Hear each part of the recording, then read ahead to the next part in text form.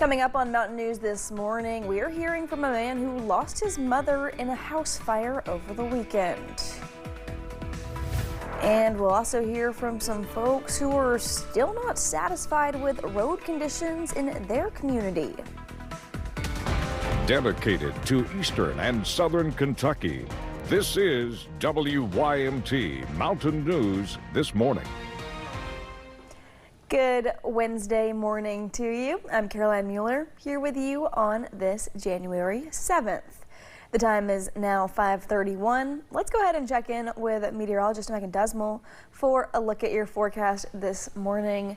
Megan, honestly, keep those warm temperatures coming. I am loving this, spring in January. Oh yeah, I'm definitely loving it too. And we'll continue to see those temperatures building over the next couple of days. However, we are going to see a dramatic switch back down to temperatures more similar to what we expect this time of year as we're heading into next week. Here's a look at the currents, though, as you're heading out the door. We're looking at a mixture of the 50s. Now, we'll continue to watch these temperatures dropping over the course of the next 2 hours, but as that sunrise, we will additionally see those temperatures warming up into a mixture of the 60s for most folks. Now, you will notice our far northern counties will be warming into the mid to upper 50s, but that's still very warm for this time of year. So get ready for warm temperatures once again with mostly sunny skies in that forecast as we're heading towards the afternoon. But now we're just going to see a little bit of clouds here and there. Overall, though, not too bad of a forecast at all.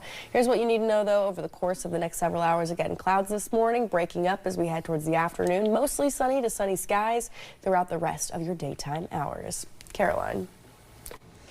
Megan, thank you. Investigators are working to determine the cause of a deadly fire in Floyd County. 2 people were found dead inside a home in the Melvin community. Kentucky State Police were called to the scene on Hennepin Branch Monday afternoon. The bodies have been sent to the state medical examiner's office for autopsy and identification. The cause of the fire and the cause of death are both under investigation. A Manchester man is facing serious charges. 63-year-old Greg Sizemore was arrested Monday at the Grandview Plaza Shopping Center in Hazard. The Perry County Sheriff's Office says Sizemore reportedly arranged to meet a 17-year-old juvenile. Investigators believe the meeting was for sexual activities in exchange for money. Sizemore is charged with custodial interference, producing a minor for sexual activity by electronic means, and human trafficking. The case remains under investigation. 1 person died and 1 person was injured after a house fire in Rockcastle County Saturday. Madison Carmouche sat down with the man injured to talk about the loss of his mother and his family home. I couldn't even get my mom out.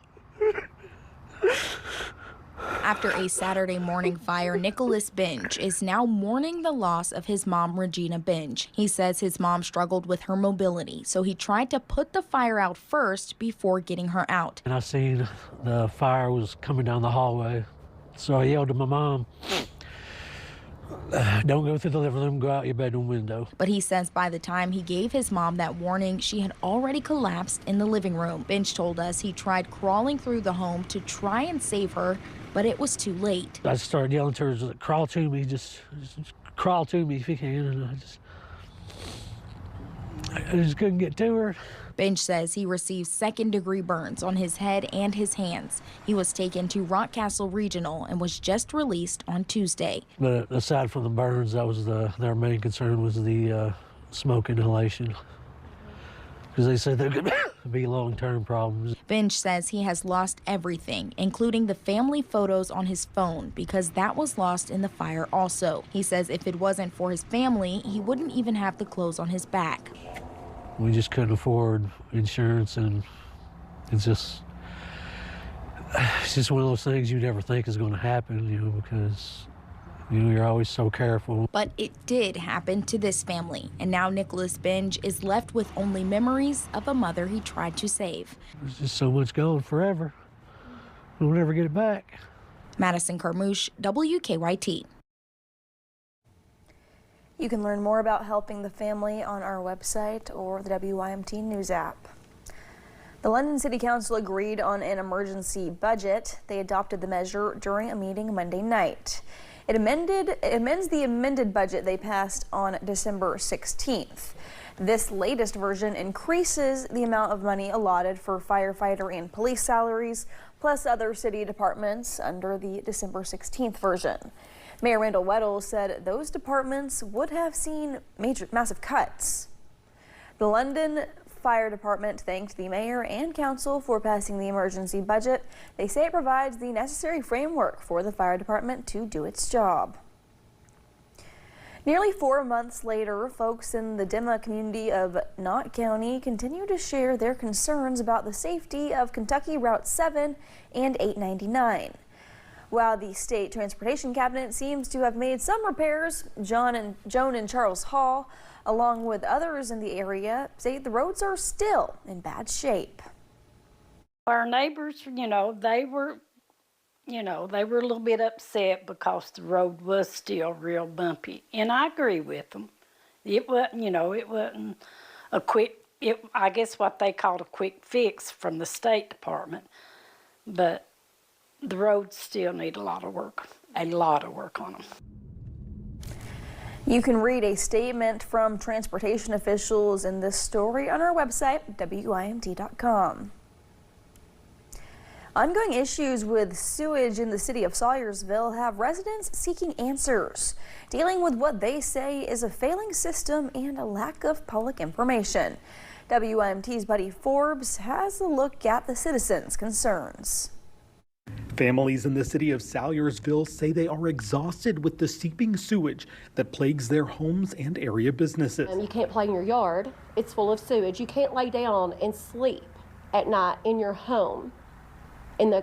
It's discomfort because all you smell is sewage gases. Brianna Salyer says a network of backed up pipes has brought a significant amount of sewage into her basement at least 3 times since 2024, leaving a constant reminder in the air. I'm not personally having it outside at my house. It's all inside. So it's affected my kids on the inside.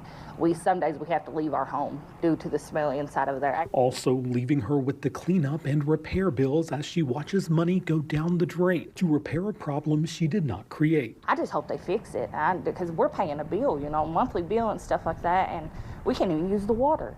I don't feel comfortable cooking with it. I don't feel comfortable my kids bathing in it. They still do, but because I have no choice. Community members say city officials have been anything but transparent about the concerns, but have been clear about one thing, the financial burden. They ain't got the money to fix them with, but they are trying to get a grant. This money's a-coming. Amber Reisner worries with previous non-compliance issues, people will need a savior from outside of Salyersville. In January 2025, an audit cited a host of concerns about the city's waterworks department, from finances to management issues. The following July, a local state of emergency was declared for the city's water and sewage situation, and recently retired Judge Executive Matt Wireman made a public statement suggesting the department be dissolved into the county's department to better address its failings. While many people say the issues have not improved over the last several years, Chris LeMaster disagrees. This didn't happen overnight, the problems that we got. I agree with them. They are problems, but they ain't even give them a chance to fix it. He says his son works for the sewage plant and his sister is on the city council, so he has seen their efforts firsthand. I drive through there every day. And you don't smell it now. They are improvements. And some issues, like sewage reportedly pouring into the water for at least one day, have been addressed. But locals worry a few Band-Aids will not fix the web of worries under Salyersville streets. Where's our help? Who can help? And when? How quick? Because time is not our friend. It's not. Every breath that these families take is toxic. In Magoffin County, Buddy Forbes, WYMT Mountain News. Though he was out of town and not available for an interview, Mayor Stanley Howard told our reporter the city has secured grants to address the concerns. He has not yet shared the exact details of those plans. A Lexington nonprofit is making fresh food affordable for Kentuckians. Black Soil Kentucky has invested more than $1 million in black farming operations since 2017. Now they're reopening their neighborhood pharmacy market for the winter season. Executive Director Ashley Smith is putting the finishing touches on her restock. She's preparing to reopen the doors this afternoon. Surveys state that 90% of Americans are struggling to afford groceries. We're not here to judge anyone. The door is wide open for every single Kentuckian. These individuals can come in regardless of their financial ability, immigration status, so on and so forth, and be able to eat local year-round. The neighborhood pharmacy market does not accept SNAP or EBT. That's because they don't participate in federal programs. But Smith says that allows them to help more people. Woodford County is launching a new tree planting initiative. The county is planning on planting 30,000 trees by the year 2030. Judge Executive James Kay made a post on social media explaining the project. He says the reforestation project will be a community effort. Kay also said the county is in need of more trees after development took out a large number. It's not necessarily a reaction to the pipeline or the development, but it's a response to that. We want to make sure that in our community we're building and growing and sustaining. Kay said he will be presenting this initiative to the fiscal court next week. The WYMT Winter Blood Drive hosted right outside the station Monday was a big success. The community stepped up, well surpassing the goal of 19 units. The total of 31 units of blood was collected. 35 donors registered, with 9 of them being first-time donors. This incredible effort means 93 Kentucky lives will possibly be saved. We appreciate everyone who came out and stood in line to donate. Still to come, the series might be over, but Stranger Things is headed for mailboxes around the world. That and more in a look up today's Eye on Entertainment. And after the cold front swings through later this week, we're talking a big bump in temperatures.